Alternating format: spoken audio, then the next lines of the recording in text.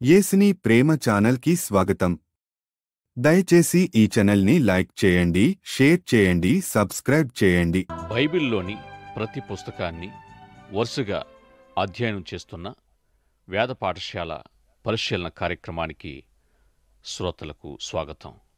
కొత్త నిబంధనలో 5వ పుస్తకమైన అపోస్తల కార్యాలను మనం పరిశీలిస్తున్నాం. పెంతెకోస్తు అనుభవం ద్వారా సంభవించిన గొప్ప సంఘటనల ఆధారంగా పెంతెకోస్తు నమూనాలు అనే పేరు కూడా ఈ గ్రంథానికి సరిపోగలదని తెలుసుకున్నాం. పెంతెకోస్తు యొక్క ఉద్దేశం ఏమిటంటే గొప్ప ఆజ్ఞను నెరవేర్చడమై ఉంది. సంఘ ప్రయోజనము లేక సంఘ ఉద్దేశము కూడా గొప్ప ఆజ్ఞను నెరవేర్చడమై ఉంది. గొప్ప ఆజ్ఞను నెరవేర్చడానికి సంఘానికి ఇవ్వబడిన పరిశుద్ధాత్మ శక్తి ద్వారా రూపుదిద్దుకున్న ఆయా నమూనాలను మరికొన్నింటినీ మనము చూస్తున్నాం. ఆది సంఘం యొక్క మొదటి తరములో కొంత దురభిప్రాయ విధానాన్ని మనం చూస్తాం. అక్కడ ఉన్న ఈ విధానము ఎలాంటిదంటే, నేను ఎదుటివారి కంటే ఎంతో మెరుగు అని అనుకోవడమై. ఇతరుల ఎడల ఇట్టి దురభిప్రాయము మతపరమైనది, జాతిపరమైనది, దేశపరమైనది, సమాజపరమైనది కావచ్చు. అపోస్తల కార్యాల్లో ఇట్టి విధానాన్ని మనము చూడగలుగుతున్నాం. ఉదాహరణకు, యూదులకు సమరయులకు మధ్య ఇట్టి దురవగాహన లేక దురాభిప్రాయము కలిగి ఉంటూ వచ్చారు. యూదులు బబులోను, పర్షియా పరిపాలన క్రింద ఉన్నప్పుడు సమరయులు యూదుల భూభాగాన్ని ఆక్రమించుకున్నారు. యూదులు సమరయులను వివాహాలు చేసుకోవడం అనేది కూడా యూదులు ఒప్పుకోరు. యూదులకు ఇష్టం ఉండదు. దేవుని ప్రజలైన వారు ఇతర జాతుల్ని వివాహమాడరాదని ధర్మశాస్త్ర చట్టమై ఉంది.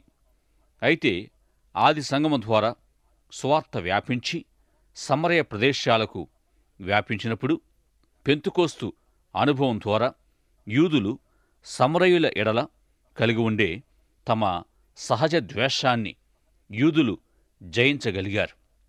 ఈ విధంగా అన్యజనుల ఎడల వారికి కలిగి ఉండిన సహజ ద్వేషాన్ని బట్టి పేతురుకు నేర్పబడిన పాఠాన్ని అపోస్తల కార్యాలు 10వ అధ్యాయములో చదువుతాం. పేతురు ఒక దర్శనం చూశాడు. అదేమంటే, ఒక దుప్పటి 4 మూలలు పట్టి దింపబడుతూ ఉంది. దానిలో ప్రాకు పురుగులు, నానా రకాల 4 కాళ్ల జంతువులన్నీ ఉన్నాయి. అతడు చూస్తూ ఉండగా, పేతురు, నీవు లేచి వీటిని చంపుకొని తినమని ఒక శబ్దము వినపడుతూ ఉండగా, అతడు, వద్దు ప్రభువా, నేను ఎప్పుడూ ఇలాంటి అపవిత్రమైన వాటిని తినలేదు అని అంటున్నాడు. ఇలా 3 సార్లు చంపుకొని తిను అని వినడం, అతడు వద్దనడం జరిగాయి. అతడు మేల్కొన్న తర్వాత ఎవరో ఒక అన్యుడు పేతురు ఉంటున్న ఇంటి తలుపు తట్టి, పేతురు ఎక్కడుంటున్నాడు అని అడుగుతూ ఉన్నాడు.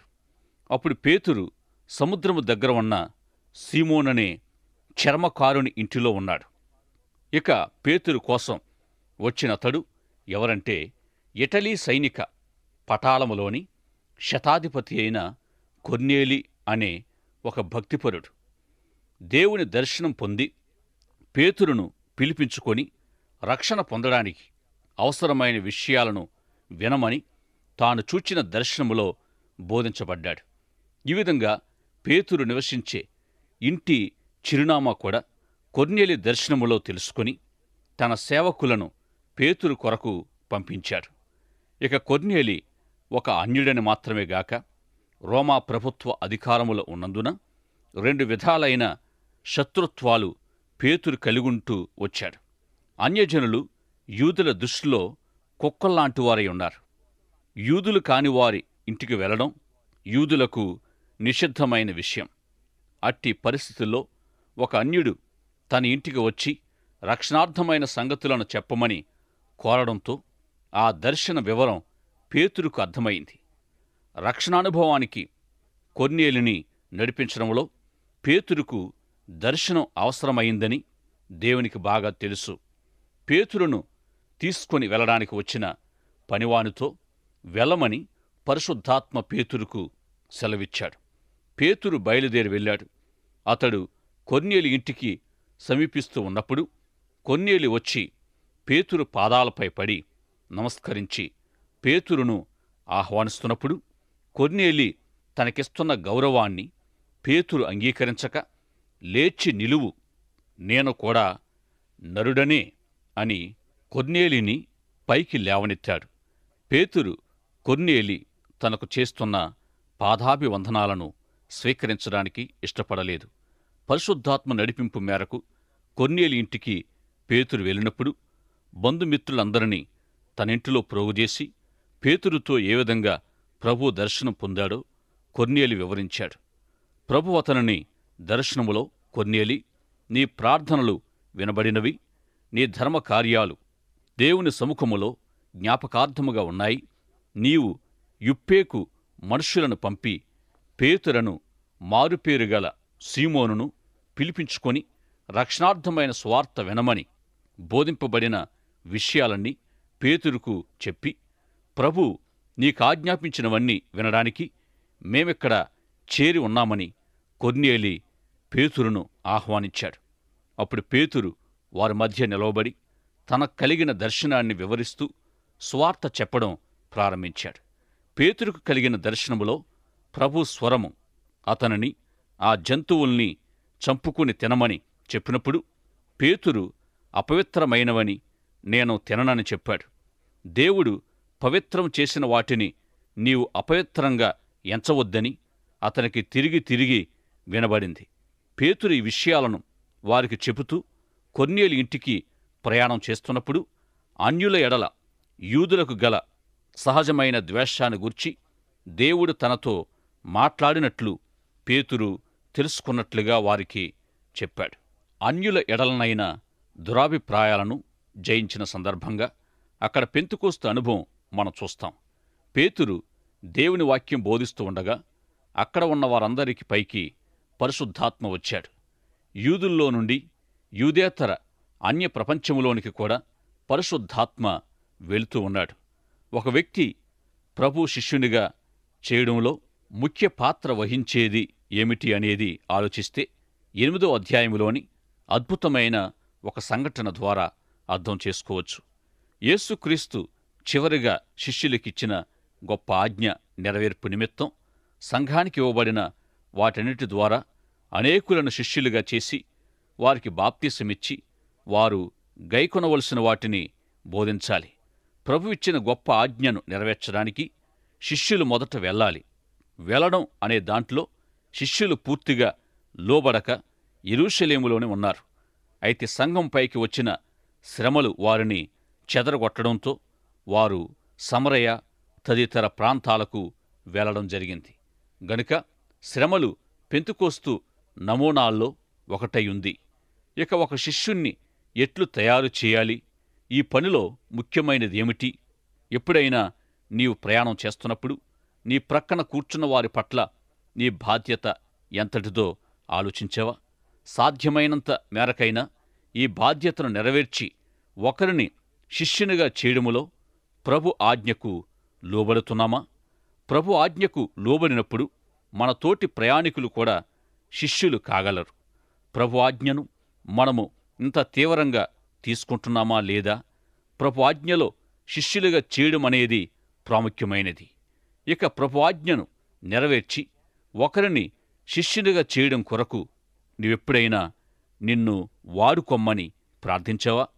శిష్యులుగా చేయడం అనేది చాలా ప్రాముఖ్యమైనది. ఏదో చేస్తే చెయ్యి, లేకుంటే లేదు అనేది లేదు. తప్పక చెయ్యాలి. ఈ ఆజ్ఞలోని 4 భాగాలు వెళ్ళుట, బోధించుట, బాప్తిసమిచ్చుట, గైకొనవలసినవి ఆజ్ఞాపించుట. 8వ అధ్యాయములో సంఘములోని 7 కార్యనిర్వాహకుల్లో ఒకరైన ఫిలిప్పు క్రియాపూర్వకమైన కృపావరము నుండి కాపరత్వ కృపావరాన్ని పొంది ఫలవంతమైన పరిచర్య కొరకు అభిషేకించబడ్డాడు. ఫిలిప్పు పరిచర్యలో సమరయులు అనేకులు ప్రభు శిష్యులయ్యారు.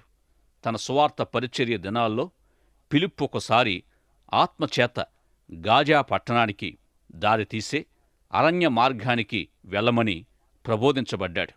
ప్రభువా, జనసాంద్రత లేని అరణ్య మార్గాలకు సువార్తికులు ఎవరు వెళ్లరు, రద్దీగా ఉండే చోట్లకే వెళతారు. ఎవరినైనా శిష్యులుగా చేయాలంటే ఎక్కువ జనాభా ఉన్న చోటికి వెళ్లడమే ప్రయోజనకరమని పిలుపు చెప్పలేదు. పరిశుద్ధాత్మ ఆజ్ఞ సెలవు లేనిదే శిష్యులుగా చేయడము అసాధ్యమని అతడు తెలిసినవాడై ఉన్నాడు. తాను పరిచర్య జరిగించిన సమరయలో కూడా పరిశుద్ధాత్ముడే పనిచేశాడని ఫిలిప్పుకు బాగా తెలుసు. పరిశుద్ధాత్మ ఆజ్ఞాపించినప్పుడు అది అడవైనా అందులోనికి వెళ్లడమే మంచిదని కూడా ఫిలిప్పుకు తెలుసు. ఈ విధంగా అతడు అడవిలోనికి వెళ్ళినప్పుడు కొన్ని రథాలు అడవి మార్గాన దాటుతూ ఉన్నాయి. అప్పుడు ఆత్మ, నీవు వెళ్ళి ఆ రథాన్ని కలుసుకోమని ఒకదాన్ని చూపించగా అతడు వెళ్ళాడు. ఆ సందర్భంలో కూడా దురాభిప్రాయపు అంశం కనిపిస్తుంది. ఈ రథము మిగిలిన రథాలకు మేలైనది, వేరైనది. ఎలాగంటే ఇందులో ఉన్నవాడు ఐథియోపియుడు. ఇతడు ఐథియోపియా రాజకీయ నాయకుడు. ఇతడు ఆత్మీయంగా ఆకలిగొన్నవాడై ఐథియోపియా నుండి యెరూషలేం వరకు ప్రయాణం చేస్తూ వెళ్ళాడు. కాని అతడు అక్కడ నిజమైన ఆత్మీయత కనుగొనలేదు. అందరూ చల్లబడిపోయిన స్థితిలో ఉన్నారు. ఎలాగో యెషయా గ్రంథ ప్రతినొక్కదాన్ని సంపాదించి అది చదువుకుంటూ పోతున్నాడు. ఇంతకీ అతడు చదివేది ఏమిటంటే యెషయా గ్రంథములో అతి శ్రేష్టమైన సువార్త అధ్యాయమై ఉన్న 53వ అధ్యాయం చదువుతూ ఉన్నాడు. ఎంత అద్భుతంగా ఈ 53వ అధ్యాయము వ్రాయబడింది అంటే, మనమందరము గొర్రెల వలె త్రోవ తప్పిపోతిమి. మనలో ప్రతివాడు తనకిష్టమైన త్రోవకు తొలిగెను. మనందరి దోషము యెహోవా అతని మీద మోపెనని అతడు చదివేదాన్ని ఫిలిప్పు విని, స్నేహితుడా, నీవు చదివేది ఏమిటి, గ్రహించావా అని అడిగినప్పుడు, ఎవరైనా నాకు వివరిస్తే తప్ప నేనెట్లు గ్రహించగలను అన్నాడు. ఫిలిప్పు ఆ రథమెక్కి అతనికి ఆ వాక్య భాగాన్ని వివరించాడు. ఫిలిప్పు అతనికి ఆ భాగాన్ని వివరించకముందు అతడు ప్రవక్త ఎవరిని గూర్చి ఈ మాటలు చెబుతున్నాడు, తనను గూర్చియా వేరొకని గూర్చియా అని ప్రశ్నించాడు. ప్రభువును గూర్చినట్టి రక్షణ సువార్తను ఫిలిప్పు తనకు అనుగ్రహింపబడిన సువార్తను కృపావరముతో వివరించి అతనిని అంతిమ నిర్ణయ దశకు చేర్చాడు. విన్నవారిని నిర్ణయాత్మక స్థితికి చేర్చడం క్రీస్తు శిష్యుల్ని తయారు చేయడములో ప్రాముఖ్యమయ్యుంది. ఒకసారి సువార్త వినిన తరువాత ఈ సువార్తను నీవు అంగీకరిస్తున్నావా, అంగీకరించడం లేదా? ఈ సువార్తకు నిన్ను నీవు సమర్పించుకుంటున్నావా లేదా అనే ప్రశ్న విన్నవారి ముందుంచి రక్షణకైనట్టి ఆహ్వానము ద్వారా వారిని బాప్తిస్మానికి నడిపించాలి. క్రీస్తు శిష్యులను తయారు చేయడంతో పాటు నీటి బాప్తిస్మ ప్రయోజనాన్ని, అర్థాన్ని కూడా అపోస్తుల కార్యాలు 8వ అధ్యాయము మనకు నేర్పిస్తుంది. ఇక బాప్తిస్మపు విధానాల్లో ఎన్నో తేడాలున్నాయి.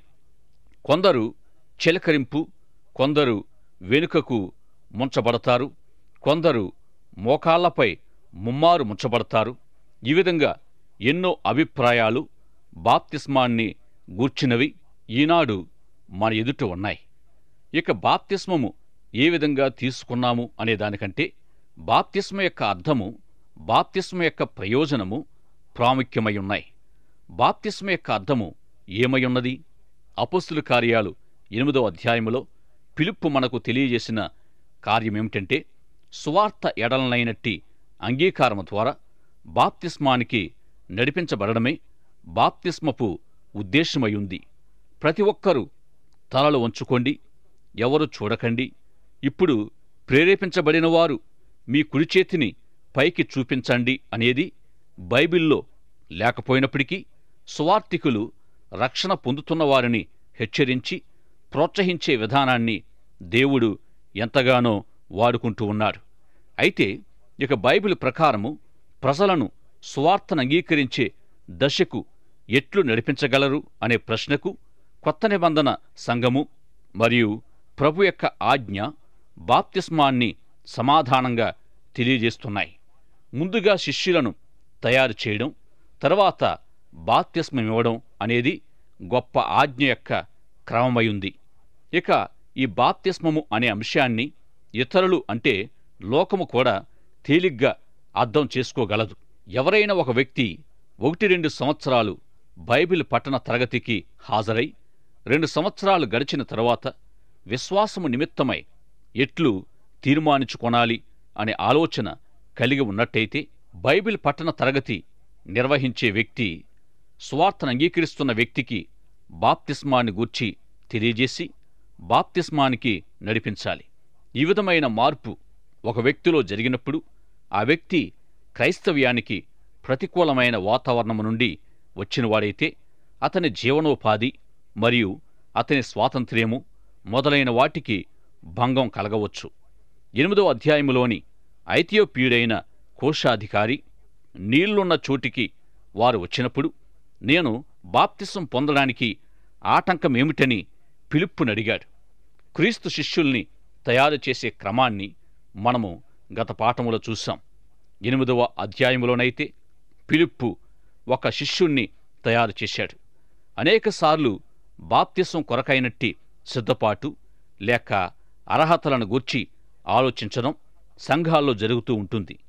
బాప్తిస్మం పొందడానికి ఎవరు అర్హులు, ఎవరు సిద్ధపడ్డారు అనే విషయం ఆలోచిస్తారు. నాకు ఆటంకమేమిటని ఆ మంత్రి ఫిలిప్పును అడిగినప్పుడు ఫిలిప్పు నీ హృదయపూర్వకంగా నమ్మి అంగీకరిస్తే చాలని ఫిలిప్పు తప్పక చెప్పి ఉంటాడు. ఈ బాప్తిస్మం అనేది కూడా వివాహ కార్యక్రమం లాంటిది. ఎలాగంటే ఒక అబ్బాయి అమ్మాయి ముందుగానే ఒకరినొకరు చూసుకొని కలిసి జీవించే ఒప్పందానికొచ్చి ఆ పైన ఆహ్వాన పత్రికలిచ్చి అందర్ని పిలిచి అందరి సమక్షములో భార్యాభర్తలుగా గుర్తించబడతారు. కాని వారికి ఈ వివాహం జరగడానికి కాస్త ముందే ఒకరినొకరు అంగీకరించుకుంటారు. సరిగ్గా బాప్తిసం కూడా ఇలాంటిదే. ముందుగానే ప్రభువును నమ్మి అంగీకరించి బాప్తిసం ద్వారా లోకములో విశ్వాసులుగా గుర్తించబడి సాక్ష్యం పొందుతారు. ఎప్పుడైతే ప్రభువును హృదయములో చేర్చుకొని అంగీకరిస్తామో అప్పుడే మన జీవితములో రక్షణ కలుగుతుంది. ఎప్పుడైతే ఆయనను మన రక్షకునిగా హృదయములో లేక జీవితములో చేర్చుకుంటామో అప్పుడే రక్షణ కలుగుతుంది. ఇది దేవునికి మనకు మధ్య జరిగే వ్యవహారం. దేవుని రాజ్యములో ప్రవేశించడం, దేవుని రాజ్యాన్ని చూడడం అంటే ఇదే. ఇక బాప్తిస్మములో నీటిలో ముంచబడడం, తిరిగి పైకి లేపబడడం ప్రభు మరణ పునరుత్థానాలకు సాదృశ్యంగా కూడా ఉంది. ఏది ఏమైనా బాప్తిసం అంటే ప్రభునందలి విశ్వాసాన్ని బహిరంగంగా ప్రకటించబడమయ్యింది. ఇతర మత సాంప్రదాయాలు లేక సామాజిక కట్టుబాట్ల నుండి ప్రభులోనికి వచ్చిన వారు విశ్వాసం నిమిత్తం గొప్ప వెల చెల్లించేవారై ఉన్నారు. ఇక బాప్తిసం పొందడానికి గూర్చి పలాని పద్ధతి అనుసరించండని గ్రీకు బైబిల్లో లేదుగాని బాప్తిసము అనే గ్రీకు మాట యొక్క అర్థమేమిటంటే ముంచబడుట అనే అర్థాన్ని కలిగి ఉంది. గనుక ముంచబడుట అనే విధానం అర్థాన్ని బట్టి అమల్లోనికి వచ్చింది. క్రీస్తు శిష్యులను చేయడం అనే దాంట్లో 3 విషయాలున్నాయి. ఈ 3 అంశాలు ఒక వ్యక్తి క్రీస్తు శిష్యునిగా చేయబడడంలో ఎంతో ముఖ్య పాత్ర వహిస్తున్నాయి. ఒకదానితో ఒకటి కలిసి ఉన్న ఈ 3 విషయాలు ఏమిటంటే 1 పరిశుద్ధాత్మ, 2 వాక్యము, 3 దేవుని సేవకుడు. నశిస్తున్న పాపికి దేవునికి మధ్య ఈ 3 విషయాలు ఎంతో పనిని కలిగి ఉన్నాయి. మొదటిగా దేవుని పక్షంగా ఒక పాపిలో రక్షణ కార్యము జరిగించే పరిశుద్ధాత్మ దేవుడు వాడుకొనగలిగిన సాధనము దేవుని వాక్యం. దేవుని వాక్యము నశిస్తూ ఉన్న ఒక పాపిలో దేవుని సేవకుని ద్వారానే పని జరిగించి చివరకతనని దేవుని బిడ్డగా మారుస్తుంది. దేవుని శిష్యునిగా చేయబడవలసిన అవసరత కలిగిన ఒక వ్యక్తిలో క్రియ చేసేది పరిశుద్ధాత్ముడైనట్లయితే తన తోటి ప్రయాణికులను సహా రక్షణలోనికి నడిపించడంలో ఒక సేవకుడు లేక ఒక విశ్వాసి సఫలీకృతుడు కాగలడు. విజయవంతమైన ఆత్మల సంపాదకుడవు కావాలంటే పరిశుద్ధాత్మ నడిపింపుకు, ప్రేరణకు నీవు తప్పక లోబడాలి. మన తోటి వారెవరైనా ఆత్మీయంగా ఆకలి దప్పులు కలిగి ఉన్నప్పుడు వారిని గూర్చి పరిశుద్ధాత్మయే వారిని గూర్చిన భారాన్ని మనకిస్తాడు. ఒక వ్యక్తిని గూర్చి ఆత్మ మనల్ని ప్రేరేపించినప్పుడు ఆ వ్యక్తి ఆకలి కలిగి ఉన్నాడనేది నిశ్చయం. ఇక శిష్యుల్ని చేయడంలో వాడబోయే రెండవ సాధనము దేవుని వాక్యం. దేవుని వాక్యము సేవకులకు వాగ్దానమయుంది. నూతన జన్మ కలిగించడంలో దేవుని వాక్యము మంచి విత్తనమయుంది, లేక అక్షయ బీజమయుంది. శారీరక జన్మకు అండము లేక గ్రుడ్డు విత్తనము ఏ విధంగా అవసరమో ఆత్మ జన్మకు దేవుని వాక్యము అనే విత్తనము కావాలి. విత్తనము ద్వారా జీవము వృద్ధి చెందుతుంది.